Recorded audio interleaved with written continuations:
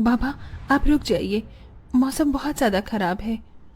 मुझे तो समझ नहीं आ रहा। ये दिन पर दिन मौसम खराब होता जा रहा है। अगर ऐसे ही चलता रहा तो मजदूरी नहीं कर पाऊंगा और घर में खाने को एक दाना तक नहीं आ पाएगा। तभी बहुत तेज आंधी तूफान चलता है। अरे देखो जरा देखो, कितनी तेज तूफान चल रहा है। अरे महेश बेटा, तू झोपड़ी के ऊपर तिरपाल तो लगा कर आया था ना? हाँ बाबा, लगा दी थी तिरपाल। और उसके ऊपर तूने ईंटें रखी थी या नहीं? बाबा, ईंट रखना तो मैं भूल गया। महेश के इतना कहते ही झोपड़ी के अंदर बारिश की वजह से पानी टपकना शुरू हो जाता है। हे भगवान महेश, तूने ये क्या किया? तुझे मैंने कहा था बारिश और तूफान तेज है, तुझे ईंटें रख देनी चाहिए थी। मुझे लग रहा है कि तिरपाल उड़ गई। चल चल मेरे साथ चल।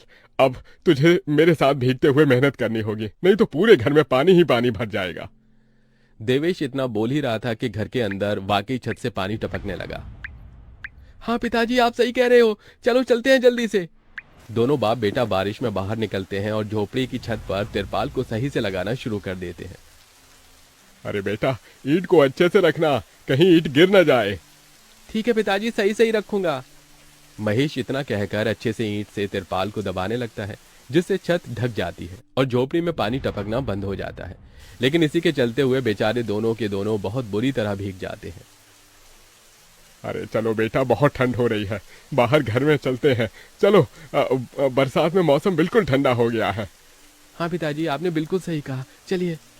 जब दोनों बाप बेटा घर के अंदर आ जाते हैं तो मेघा उन्हें सूखा कपड़ा देती है और अपना शरीर पोंछने के लिए कहती है। आप लोग अपना शरीर पोंछ लो और सूखे कपड़े पहन लो, नहीं तो ठंड लग सकती है। मेघा के दिए हुए कपड़े दोनों पहन लेते हैं। तभी बीमार शकुंतला बिस्तर पर पड़ी हुई मेघा से कहती है। अरे बेटी, तूने खाने के लिए कुछ बनाया नहीं? माँ, मैं बारिश के रुकने का इंतजार कर रही हूँ। घर के अंदर खाना कैसे बनाऊंगी? सारे में धुआं ही धुआं हो जाएगा। मेरी दवाई का समय हो गया है और मुझे भूख भी लग रही है। ठीक है माँ, मैं कुछ करती हूँ। मेघा अपने सिर पर एक सफेद कट्टा रखकर बारिश से बचते हुए बाहर से कुछ ईंटें लाकर घर के अंदर ही छोटा सा चूल्हा बना लेती है और उसी पर खाना बनाना शुरू करती है। अरे बेटी, पूरे घर में धुआं ही धुआं हो गया है। पिताजी, खाना बनाना भी तो बहुत जरूरी था। मेघा जैसे तैसे करके जल्दी जल्दी खाना बना लेती है। वो खाने में नमक मिर्च वाले चावल ही बना पाती है। माँ, माँ उठो, ये लोग खाना खा लो। शकुंतला मेघा के हाथों से खाना खाती है। शकुंतला के पूरे शरीर को पैरालाइज हुआ था, जिसके कारण ना तो वो हिल सकती थी और ना ही वो उठ सकती थी। मेरी प्यारी बेटी, इतनी कम उम्र में तेरे ऊपर कितनी जिम्मेदारी आ गई। हम गरीबों का कुछ नहीं हो सकता है। इस गरीब झोपड़ी के अंदर हम कैसे कैसे दिन देखते हैं। कोई बात नहीं माँ, बच्चे समय के अनुसार बड़े होते हैं, लेकिन मैं समय से पहले बड़ी हो गई हूँ। आपको तो खुश होना चाहिए। मैं तो इस कदर लाचार हो गई हूँ कि तेरे सर पर हाथ रखकर तुझे आशीर्वाद भी नहीं दे सकती बेटा। शकुंतला की आंखों से आंसू निकल रहे थे। मेघा उसके आंसू पोंछकर अपनी मां को हौसला देती है, जिसके बाद वो अपने भाई और पिता के साथ बैठकर खाना खाती है। बारिश होती ही रहती है, लेकिन बारिश रुकने का नाम ही नहीं लेती। खाना खाकर वो सभी सो जाते हैं। आधी रात के समय जिस तरफ शकुंतला का बिस्तर होता है, वहां पर पानी टपकना शुरू हो जाता है। अरे ये क्या, पानी टपक रहा है। मेघा, मेघा, लगता है सो गई। अब मैं क्या करूं? ये पानी तो धीरे धीरे टपकता ही जा रहा है। शकुंतला रात भर अपने ऊपर टपकते हुए पानी को ऐसे ही झेलती रहती है, जिसकी वजह से सुबह तक उसके पूरे शरीर में बुखार फैल जाता है। अरे, अरे ये क्या माँ, आपको तो बहुत ही बुखार हो गया है।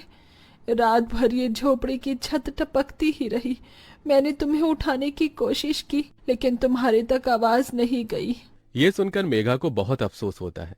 वो सूखे कपड़ों पर अपनी मां को सहारा लगाकर लिटा देती है और उनके कपड़े भी बदल देती है। लेकिन तभी अचानक से गांव में बाढ़ आ जाती है।